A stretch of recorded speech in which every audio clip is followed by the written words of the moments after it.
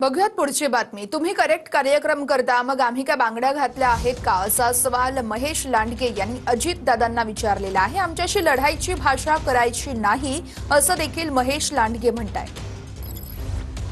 तुम्हाला माहिती आहे मी कुणाच्या वाकड्यात जात नाही, माझ्या वाकड्यात कोण गेलं तर मी त्याला सोडत नाही।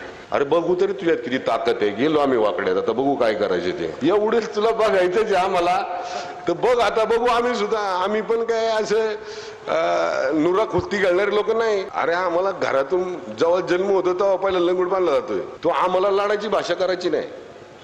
आम्ही नम्र आहोत, नम्र राहणार। तुम्हाला अख्ख्या महाराष्ट्राला माहिती आहे, मी जर कुणाचं ठरवलं तर त्याचा कार्यक्रमच करतो। अरे तू कार्यक्रम करतो तर आम्ही काय बांगडे घातलो?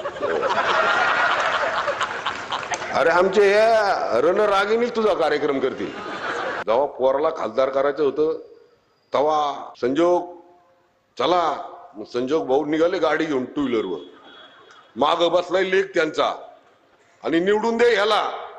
म्हणजे जसे 91 पासून तू आतापर्यंत आमचं वाटोळ केलं तसं ह्याच्याकडून वाटोळ करून घ्यायचं का आम्ही? तिकडं वतनाची जमीन लुटली, तिकडं धरांडेश्वर कारखाना लुटला। 70,000 कोटीचं जेव्हा मोदी साहेब बोलले 70,000 कोटीचा घोटाळा 100% सजा होणार, संध्याकाळी तर भाजपमध्ये आम्हाला लागले सांगायला गुंडगिरी गुंडगिरी गुंडगिरी।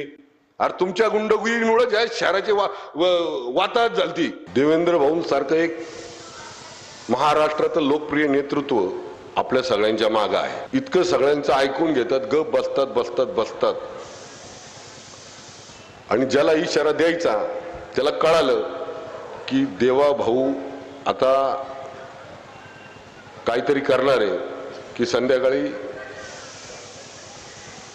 70,000 कोटीचा घोटाळा काढणार आहे, संध्याकाळी लगेच